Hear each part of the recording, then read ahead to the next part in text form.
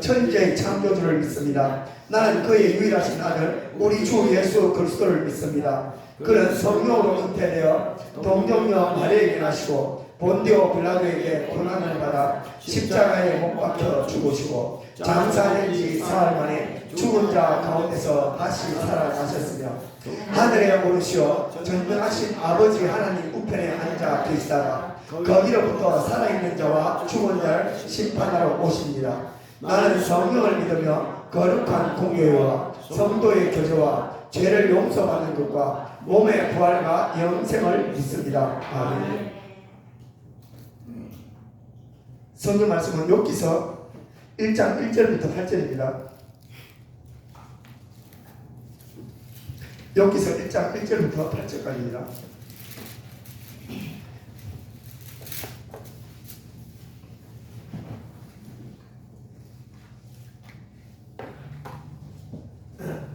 예, 한 절씩 교독하시겠습니다. 제가 먼저 하겠습니다.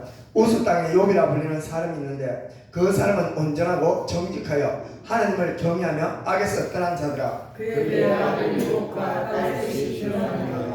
그의 소유물은 양이 7,000마리요 낙타가 3,000마리요 소가 500결이요 암나이가 500마리이며 종도 많이 있으니 이 사람은 동방 사람 중에 가장 훌륭한 자라. 그의 아들들이 장신을 각각 자녀의 집에서 잔치를 베풀고 그의 음식을 먹어 좋아하여 함께 먹고 마시더라. 그들이 차례대로 잔치를 끝내면 욥이 그들을 불러다가 성결하게 하되 아침에 일어나서 그들의 명수대로 번제를 드렸더니 이는 욥이 말하기를 혹시 내 아들이 죄를 범하여 마음으로 하나님을 욕하게 하였을까 함이라.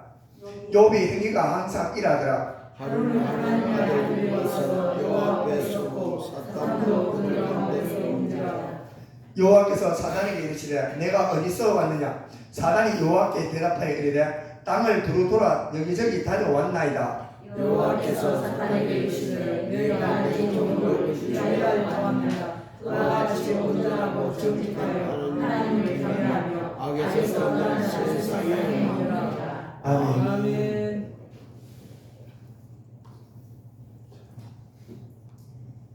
오늘 제목은 하나님께서 인정하는 자.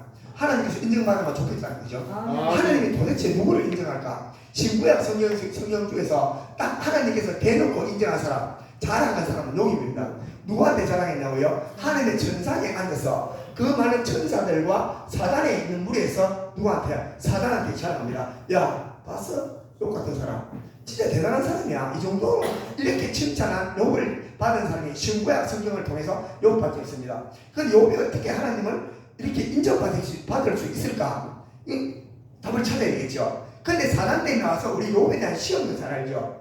욥은 도대체 무엇을 시험하였을까? 그죠? 시험한 내용이 있잖아요. 욥이 시험한 거 잘합니다. 신약 성경에 와서는 사람들이 베드로도 얘기합니다. 우는 사자, 그러니까 사단 우는 사자처럼 두루다니면서 삼킬 자를 찾고 있죠.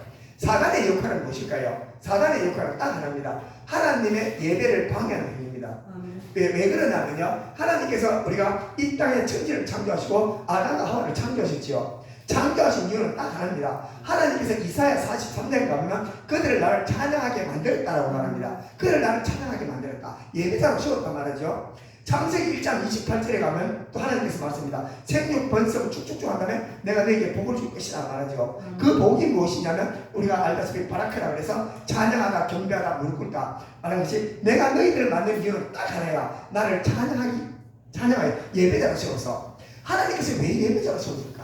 궁금하지 않나요? 하나님께서 예배자로 세운 이유는 하나입니다. 하나님은 보여요 안 보여요? 안 보이잖아. 만질 수도 없어. 그럼 하나님께서 보이지 않는 하나님은 자기 영광을 어떻게 나타내요? 눈에 보이는 걸 나타내죠. 내 마음의 속마음을 편지쓰면 되잖아. 보여주죠. 그러면 내 마음 알 수 있죠. 내가 그림 잘 그리는 것을 말로 표현. 그려서 내주마. 와, 내 이름 쓰나. 그 사람 진짜 잘 그리네. 그것이 하나님의 영광을 눈에 보이는 피조물로 드러내고 나타내셨어요. 그래서 모든 우주 만물이 뭘 한다고요? 하나님의 영광을 나타내고 예배합니다. 어떻게? 하나님을 온전히 섬기는 사람한테 뭐가 있다고요? 그분의 위엄과 기름부음과 영광이 나타납니다. 그래서 우리가 세상에 나가서 자연 환경을 바라보면 환경 속에서 무엇을 봐요? 그것을 굉장한 위대함을 느끼죠. 그리고 아름다움을 느끼죠. 그리고 뭐죠? 뭔가 그 자연 앞에서 내가 압도되는 게 있고 그러고 두려움을 느껴요. 그렇죠. 그래서 보면 이 세상 사람도 뭔가 신에 대한 것을 창조하고 있다고 말합니다. 그래서 우주 만물의 모든 보이는 피조물에는 하나님의 영광이 드러나 있고 나타남으로 말하면 하나님의 신성이 나타나요. 거기서 경외함이 나타나는데 인간은 왜 두려워하냐고요? 죄 때문에 그래요. 사람이 죄가 들어옴으로 말하면 죄로 인하여 하나님의 경건하심과 자연의 하나님의 위험이 나타날 때 인간은 본능적으로 하나님의 위험 때문에 죄 때문에 두려워합니다. 아담과 하와는 에덴 동산에서 두려워하지 않았어요. 그 자연 환경과 삶 속에서 자기가 동화되어서 하나가 되어서 뭘 했다고요? 하나님의 영광을 올려드렸거든요. 그런데 사람의 타락으로 말미암아 사람은 사단의 종이 되어서 하나님과 분리됨과 동시에 죄로 인하여 하나님을 나아가면 두려움이 본능적으로 와 있습니다. 맞죠? 그래서 그리고 사단들은 사람들에게 개입해서 무엇을 발견하냐면 우리 죄 짓도록 하잖아요. 그죠? 죄 짓는 걸 크게 보면 죄 짓는다라고 얘기합니다. 죄를 짓게 한다. 죄를 왜 짓게 해요? 죄를 왜 짓게 하냐면 걔네들이 뭐 할 일이 없어서 죄 짓게 하는 것이 아니라 하나님께서 인간을 창조하신 게 목적이 딱 하나잖아. 그 목적이 뭐지? 예배죠. 하나님 앞에 예배 딱 두 가지로 드리죠. 또 무슨 예배를 두 가지로 드리냐고요? 하나는 입술로 드려요. 입술, 우리 오늘 했잖아. 열심히 앉아갖고 막 하든지 입술로 드리죠. 둘째는 뭐래요? 예배는 삶이라 그러잖아. 우리가 와서 주님 앞에 입술로 마음으로 마음에 믿음 의에 이루고 입술로 고백하니까 예배가 되고 하나님 앞에 구원에 대한 욕구가 되어지죠. 그래서 입술에 대한 고백이 굉장히 중요합니다. 마음에 대한 표현이기 때문에 하나님을 경배하고 우리가 제일 먼저 하나님 앞에 드리는 게 입술로 하나님 앞에 찬양하고 경배하고 예배를 드려요. 입술이 기쁘죠. 그리고 난 다음에 밖에 나가서 완전한 예배는 삶으로 살아야 되죠. 그래서 사단이 두 개를 우리한테 방해해요. 하나는 무엇하면 죄 짓도록 해요. 행동으로 죄 지면 하나님 자유하지 죄를 짓게 하잖아. 그리고 두 번째 뭐예요? 우리한테 욕하게 하잖아. 입술에 범죄하죠. 사단들이 우리한테 두 개를 하면 어떻게? 사단은 우리한테 가슴에 대한 유혹을 줘갖고 어떻게 해요? 세상에 대한 달콤함으로 인해서 하나님을 사랑하지 않고 세상을 사랑해서 세상한테 뭐 한다고요? 내 욕망과 멋을 채울 때 죄가 되잖아요. 그래서 하나님의 마음에 두기 싫어하는 마음을 두었어요. 사단이 그 마음을 일으켜서 하나님을 배제한 채 어떻게? 내가 하고 싶은 거, 내가 원하는, 내가 기뻐하는 삶을 사는 거야. 그래서 하나님께 죄를 짓게요. 두 번째 뭐냐고요? 두 번째 하는 방법이 뭐냐면 내 안에서 어떤 환경을 만들어줘. 내가 원하는 환경에서 어떻게 높아가면 어떻게 해요? 기뻐한다. 기뻐한다. 오늘 막 하다가 5,000원 주셨다. 복권 500원짜리 사는데 1,000원짜리 기쁘잖아. 그죠? 그런데 갔는데 와가지고 우리 길 가다 보면 화장도 오늘 예쁘게 하고 멋있게 꾸며놨는데 오늘 아줌마 화장이 와저러노 이런 말 할 때 또 옷을 또 와죽하고 오늘 비싼 거 사입고 왔는데 뭐 색깔이 안 맞다 이렇게 하면서 돌잖아 우리가요. 머리 10만원 주고 했는데 오늘 머리 스타일이 와카노 이게 막 돈다니까. 근데 어때요? 가슴이 팍 올라올 때 시하는 순간에 있단다고요? 이게 고백이 되죠. 이 시하는 순간에 뭐라고요? 입술의 고백이 하나님을 찬양하는 것이 아니라 사단의 마음의 감동에 의해서 순종하잖아. 이 순종으로 말미암아 이 예배를 흩어지게 됩니다. 오늘 얘기가 욥기 이 얘기가요. 우리 욥이 굉장히 경건한 사람입니다. 예수님께서 이 땅에 오신 이유는 딱 하나잖아요. 여러 가지 많은 이유가 있습니다. 많은 이유 중에서 하나의 이유를 딱 압축해서 딱 뽑으면요. 예배자로 다시 세우기 이야기합니다. 예배자로 서기 위해서 어떻게 한다고요? 하나님과 우리의 관계를 해결하기 위해서 뭐라고요? 해결하기 위해서 예수님께서 십자가상에서 죽으셨잖아. 구약시대 때 어때요? 구약시대 때 하나님께서 우리를 만나주시기를 원하셨어요. 만나주시기를 원했는데 만나줄 수가 없으니까 하나님께서 어떻게 했다? 양의 제사를 통해서 대표로 내가 만나줄게. 대표로 만나줘서 했는 것이 무엇이냐면 죄 문제를 해결해 줬어요. 해결해 주고 개개인들은 하나님을 만날 수가 없어요.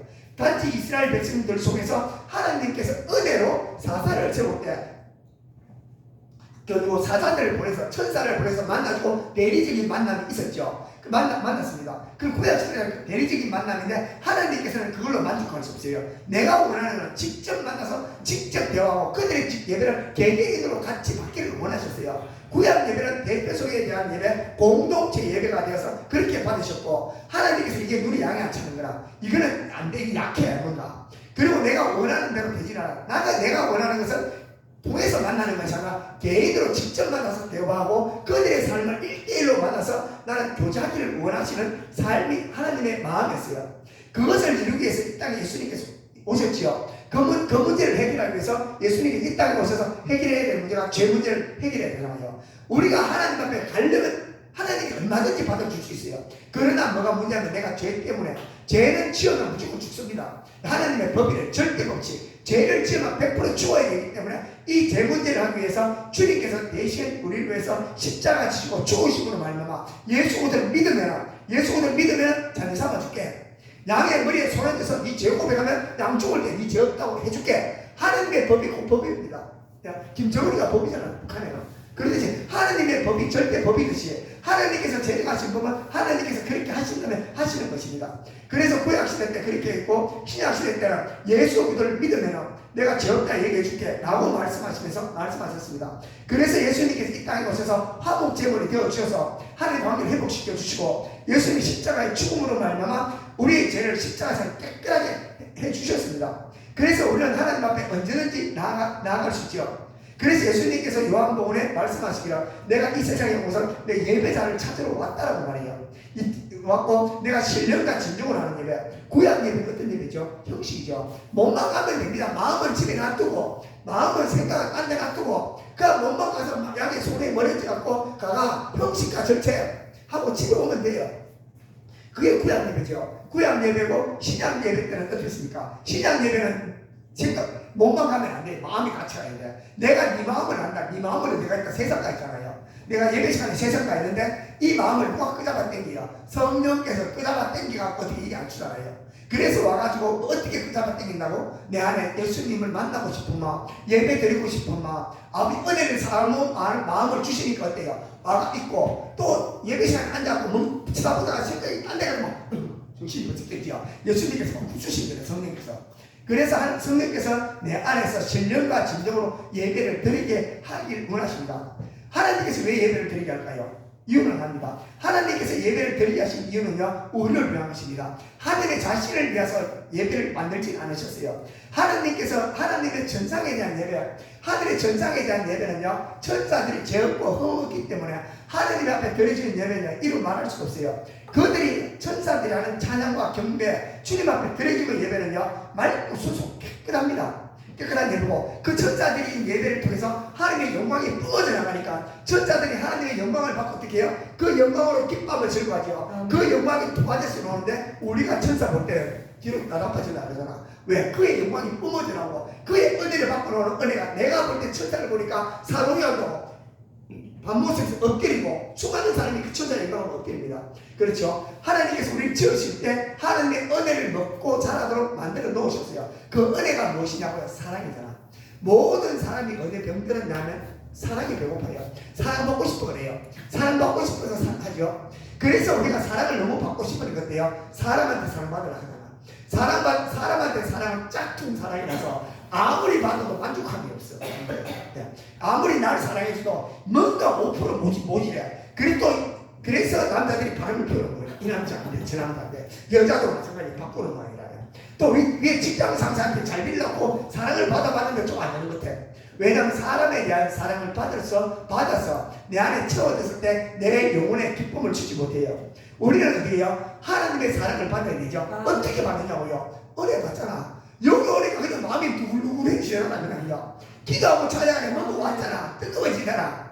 그리고 난 다음에 갑자기 뭔가 사랑하고 싶잖아요. 그래서 우리가 하나님의 은혜. 그래서 요한복음 하면 은혜와 진리가 예수 그리스도로 말미암아 우리가 받는다고 말하죠. 율법은 모세로 말미암아 일어나고 은혜와 진리는 예수 그리스도로 말미암아 공급을 받습니다. 이 공급의 통로가 무엇이냐고요? 기도와 찬양과 경배, 예배 속에서 임합니다. 그러니까 내가 기분 더러울 때 찬양하고 나니까 뜨거워지잖아. 또 막 미워 죽겠는데 기도하는데 마음이 막 사랑스러워 보이잖아. 그거 가면인데 내 혼자만 미워졌다가 좋아졌다가 난리가 내 마음에서. 그런 게 어디서 나냐면 내가 은혜를 받으니까 그냥 이뻐 보이고 은혜 받으니까 그냥 사랑고 보이고 근데 은혜 받으면 게 다 뺏다가 보이잖아. 하는 거 받아요. 밥 사도 또 저기인데 밥 사주고 또 일 시키려고 하나 막 이런 막 이상한 생각들이 있죠.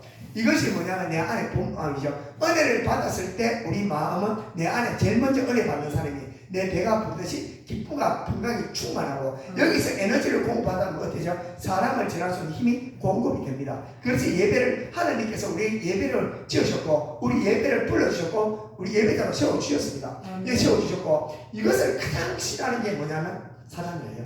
사단이 굉장히 싫어요. 그래서 사단의 공격을 딱 두 가지로 정리하면 뭐라고요? 내 안에 마음을 부추겨서 죄를 짓도록 해요. 어떻게? 마음에 오늘 앉아가 있는데 예를 들면 세상 사람은 오늘 내 기분이 꾸꾸하다 노래방이나 한번 갈까? 이런 마음을 그만 왠지 노래방 가면 기분이 풀릴 것 같아.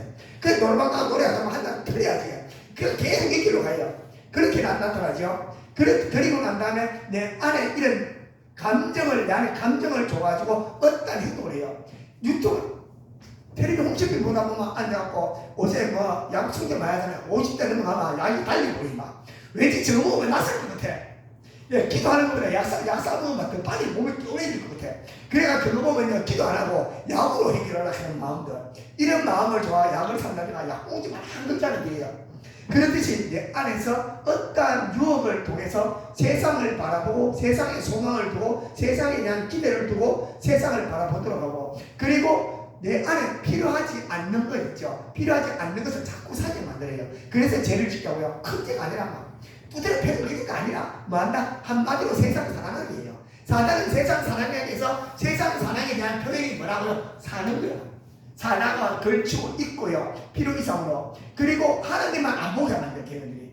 그리고 두 번째 방법은 뭐냐면요. 내 마음을 덜수시 갖고 어떻게 하냐? 감정이라고 그러죠. 감정을 우리한테 일으켜서 그 감정에 반응하게 해요. 감정에 대한 반응이 가장 구약시대 때 이스라엘 백성들이 40년 광야 속에 원망 많이 나오죠. 그들이 하나님께서 애굽에서 행했던 기적 엄청나잖아요. 엄청난 기적을 보고 바로가 나자빠라지고 앉아가 애굽이 초토화되는 우리 하나님 모세가 손만 들면 역사가 일어나고 그걸 직접 하나님의 기적을 본 사람들이 있고 멀리서 그것을 소문을 듣고 그리고 진짜 큰 기적은 모세가 손을 내밀었을 때 홍해가 갈라지면서 60만 명, 200만 명이 다 보고 지난 기적이요. 그거는 모든 사람이 그 기적을 다 보고 지나갔어요. 그래 하나님께서 어떻게 생각해서 와 그건 대단하네. 엄청난 기적가 있잖아. 근데 내 광야 딱 건너가서 물이 없잖아. 내가 기대했을 때 물이 있어야 되는데 간이 없잖아. 그때부터 코에 빛이 안 나죠. 그 환경을 위해서 제일 먼저 뭐가 반응해요? 내 안에 내가 원하는 기대치에서 안 나오면 제일 먼저 내일이면 있겠지. 모레면 이렇게 3일째 물이 없어 막. 이 상태가 심각하잖아. 이게 막 부글부글 끓어올 때 돼요. 그때부터 제일 먼저 뭐가 반응해요?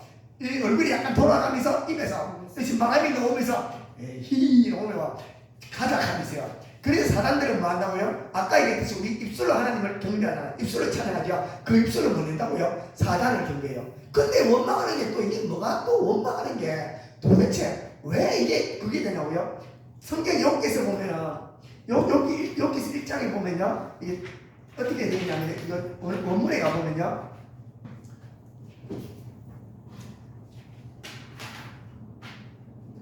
욥기서 1장 1절에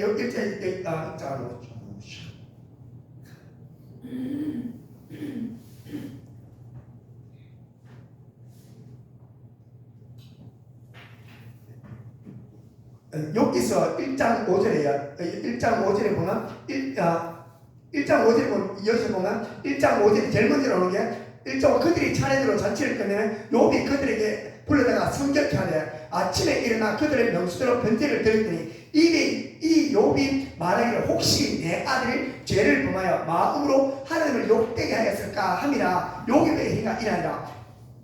자녀들이 만나가 잔치하고 나면 그들을 불러다가 아침에 번제를 드려요. 회개의 번제를 드리거든요. 이유는 뭐냐면 우리 아들이 같이 모여있다 하나님 앞에 욕했을까 말하겠죠. 욕했을까라고 얘기했는데 이 욕이 언어를 가면 바라크라고 해요. 똑같은 예배라고 했어요.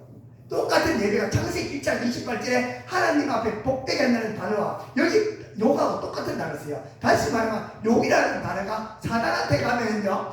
그 욕이 사단할 때 욕을 하려면 사단한테 예배하는 거예요. 이게 예배, 내가 사단한테 예배하는 게 왜 욕이겠지? 이게 어디로 가면 이게 로마서 6장 가면요. 로마서 6장 가면은 너희 6장 16절에 너희 자신을 종으로 내어주고 누구에게 순종하든지 그 순종을 받는 자의 종이 되는 줄 너희가 알지 못하느냐. 뭐죠? 내 마음에 일어나는 감정이 내가 순종하는 게 뭐라고요? 종이래. 그렇듯이 내가 하나님 앞에 욕을 하면요 사단에 순종하는 거죠. 사단은 무엇을 한다? 너의 입술의 고백을 받아 영광을 받아요. 우리가 그래서 욥이 오늘 일장에서 보면 욕에 대한 말이 많이 나오는데 사단들은 알아요. 우리가 하나님 앞에 찬양하고 경배할 때 영광 받고 우리가 욕하는 순간에 그것이 사단한테 예배가 돼요. 그래서 이렇게 계속 욕을 하는 사람은 어떻게 된다? 사단한테 잡혀버려요. 그래서 사단들은 어떻게 한다? 우리 심령 속에 와서 우리의 가슴에 대한 마음에다가 뭘 한다고요? 마음의 감정을 많이 일으켜요. 그래서 어떤 사람들은 보면 감정의 기분이 굉장히 심한 사람이 있죠. 조금만 막 바라락 들고 막 바바바바 하죠. 그게 뭐라고? 입술로에 대해서 범죄인데 너는 하나님 그래요. 너는 입술로 예배를 귀신한테 드렸니? 내 자녀에서. 그리고 사단한테 순종하고 산다라고 말해요. 사단은 이렇게 우리 삶 속에서 개입해서 말하고 하나님의 예배를 방해하는데 그 예배를 어떻게 한다고요? 하나님 앞에 드려야 될 예배, 입술로 찬양하고 경배할 경배죠. 행위로 주님의 말씀을 따라 사는 예배가 예배이죠. 이것을 뒤집어 놔가지고 입술을 어떻게 사단을 요구하도록 해서 사단을 예배하려고 하고 행동을 하나님께서 반대되는 행동을 해서 내 행동을 사단으로 예배하도록 해요. 이게 사단에 대한 전략입니다. 욥은 이것을 알았어요. 그래서 욥이 말하기를요. 욥이 그래서 사단들이 어떤 식으로 이제 말을 하냐면요. 사단들이 공격하는 게 제일 먼저 보면 1절에서 보면요. 예, 처음에 나왔어요. 하나님께서 이제 욥을 어떤 식으로 평가하냐면요. 1장 1절에 우스 땅에 욥이라는 사람이 있으니 그 사람은 온전하고 정직하여 하나님을 경외하고 악에서 떠난 자라고 말합니다. 하나님 성경에 대한 평가는 욥에 대한 평가. 그는 정직하대. 그는 경외한대. 그 사람은 온전하대. 여기서 경외한다 그죠? 욥은 하나님이 어떤 분인지 알아요. 하나님을 경외한다면 하나님을 두려워할 줄 알거든요. 두려워한다는 것은 하나님 어떤 분이 정확하게 알기 때문에 두려워요. 아 자식이 나 그거 안 내면 말 안 듣는데 어릴 때는 아버지 경례하니까 별별 때만 말이야. 지금 생각해봐. 저게 대가리 크다고 이제 지키던 데 있잖아. 아버지가 달라들라 해요. 왜? 아버지는 무서움이 없거든요. 그랬더니 진짜 우리 하나님의 자녀가 하나님의 두려움을 알면요 말잘 들어요.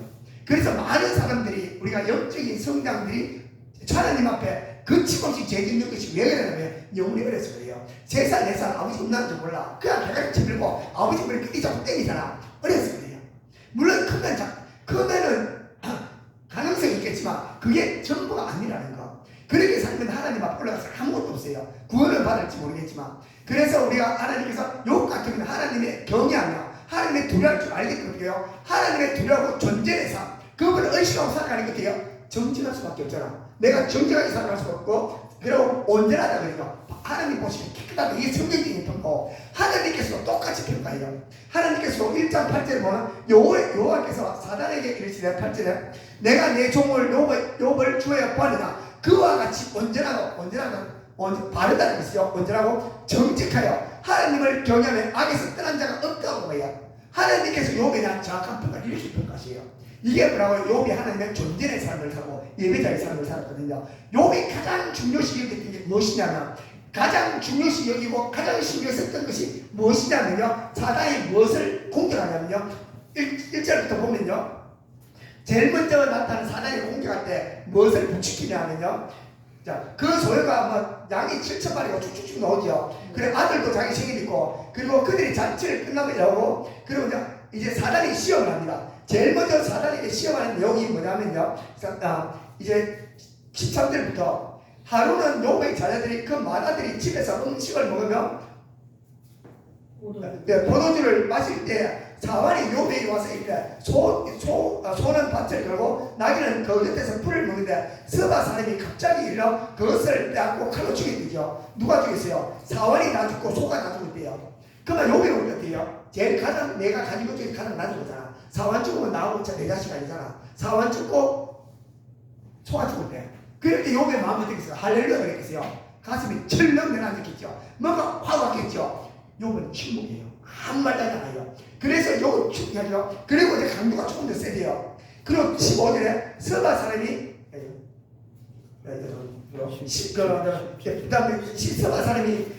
서바 사람이 갑자기 그를 들고 빼앗고 칼로 죽였나이다 하고 나무로 표현되고 그가 말할 동안에 이제 바람이 와서 이르되 사람이 와서 이제 하나님의 불이 하늘에서 떨어져서 양과 종들을 살려버린다. 누가 아세요? 불이 맞죠? 불이 누가 보내요? 하나님 보내잖아.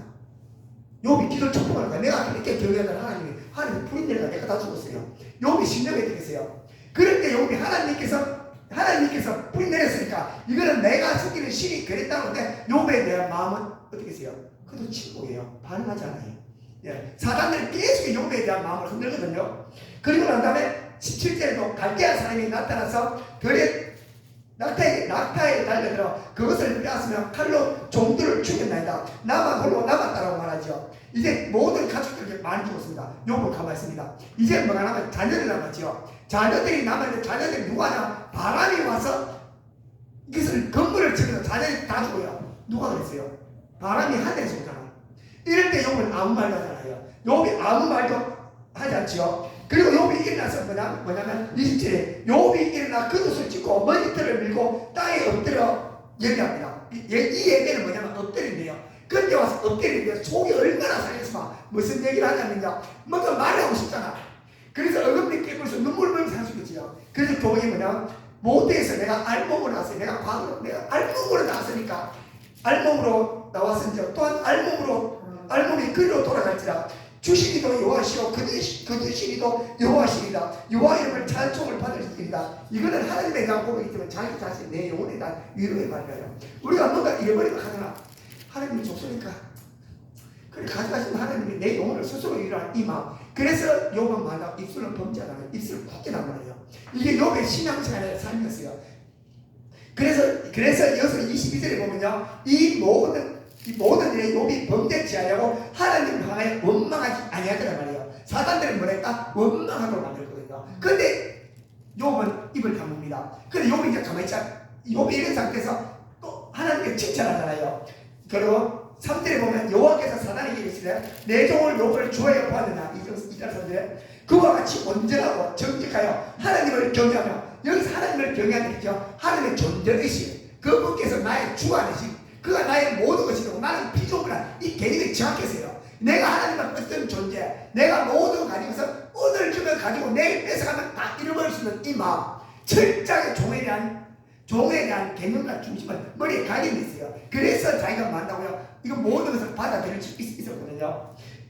그래서 떠난 자는 세상에 없느니라. 내가 나를 충동시켜 까닭 없이 그를 지켜야겠다. 그가 여전히 자기의 온전함을 굳게 지켰느니라. 언제나 절대 자기의 마음을 흔들리지 않고 굳건하게 지켰대요. 하나님에 대한 평가거든요. 근데 사람들이 그렇지 않죠. 5절에 보면 이제 주의 소리에서 그와 뼈를 살을 치소 그리하시면 틀림없이 주를 향하여 요같이 않겠나이까. 사람들을 만나 요하도록 하니까 널 입술에 대한 고백을 하겠다는 것입니다.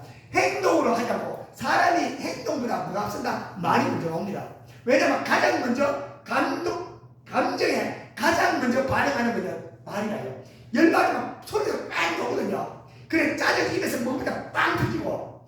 그래서 사단들은 뭐냐면 가장 취약함으로 절대 길들일 수 있는 게 뭐라고? 혀지요. 혀를 왜 못 길들이냐 하면 마음을 통제 못하거든. 내 마음을 못 다스리는 사람은 혀를 통제 못해요. 내 마음을 다스릴 수 있는 자만이 내 혀를 통제할 수 있어요. 내 마음 누가 다스려요? 하나님 외에는 안 됩니다. 예수님께서 공생에 대하여 어떻게 했다? 그분은 마음을 다스렸잖아. 그래서 이스라엘 유대 지도자들이 예수님을 따라다니면서 조롱하고 멸시하고 바알세불이 집혔다고 귀신 들렸다 그러고 그들에게 예수님은요 자기 마음을 지키니까 어떤 불편이 불만하잖아요. 뭐라고요? 하나님이 자기 마음을 지키니까 전혀 흔들리지 않고요. 앞만 보고요. 너희들은 지키라 나는 간다 하면서 이게 예수님께서 이기셨어요. 이기셨고 욥은 여기서 시험이 이깁니다. 하지만 욥은 여기서 이기지만요 이 뒷장 3장부터 가면 자기 자신에서 한탄을 해요.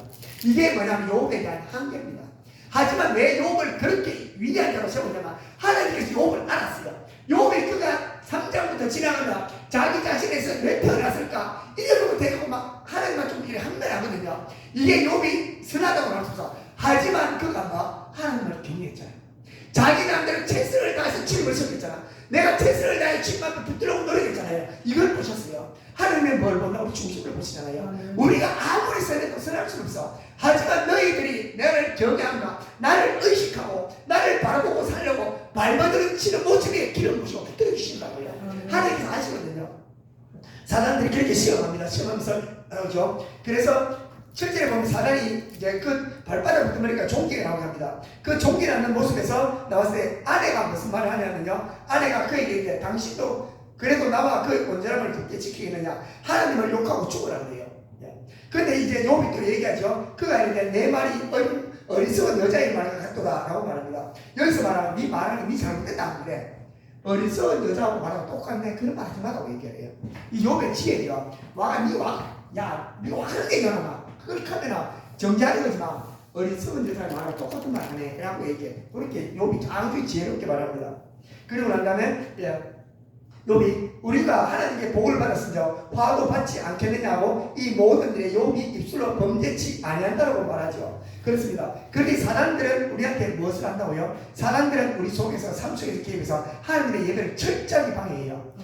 철저하게 방해하고 우리에 대한 마음의 감정을 부추깁니다. 그래서 우리가 내 마음을 우리 다스릴 수 없어요. 우리의 내 마음과 싸워서 이길 수 있나요? 안 됩니다. 어떤 환경과 대상이 볼 때 내 마음에 반응할 때 우리는 절대 이길 수 없습니다. 어떤 생각이 들어와서 옛날에 있었던 안 좋았던 생각이 쑥 들으면요 가슴이 화가 쑥 올라오죠. 그래가 만다고 막 20년 전에 얘기도 막 해야 돼요. 30년 전에 얘기 막 해야 되고. 왜냐하면 사람들은 끊임없이 과거에 지나갔던 생각을 넣어서 우리의 감정을 일으키고 안 좋은 부정적인 생각을 넣어서 부정적인 생각을 넣으면 절망과 자살로 가슴을 내리게 하거든요. 우리는 절대 이길 수 없습니다. 기독교는 무슨 종교예요? 죄하고 싸우는 종교가 아닙니다. 왜? 죄하고 싸우는 종교가 아니라고요? 조금 더 깊이 나가면요 우리 기독교는 예수를 붙드는 종교입니다. 모든 의식과 시설을 어떻게 한다고요? 죄와 싸우는 게 아니라 주님을 바라보는 거예요. 주님을 바라보는 게 죄와 싸우는 겁니다. 주님 바라보고 사는 게 절대 쉽지 않습니다.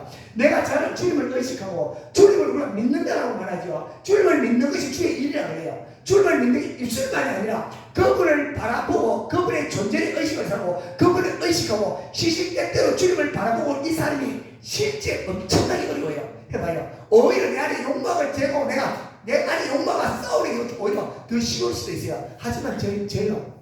우리가 내 안에 일어나는 감정과 생각과 싸우려고 할 때 거기서 생각하는 중간에 왜? 뭐가 잘못됐냐고요? 사단들은 뭐한다?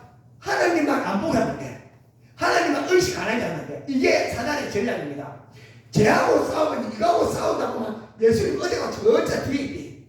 걔네들은 뭐냐고 내 얼굴만 나만 보고 이것만 쳐다보고 있어서 싸우자고. 이것이 잘하는 것 같지만 아니요. 이것을 바라보는 것이 아니라 뭘 본다? 하나님 본다. 사도 바울이 내가 내 자신을 친다고 얘기하죠. 그 쳐서 복종한다는 건 뭐냐면 내 안에 일어나는 상념 여기서 내가 생각해서 내 집착을 하고 뭘 본다? 내 눈과 의식을 주님을 바라보고 이거 훈련을 했었어요.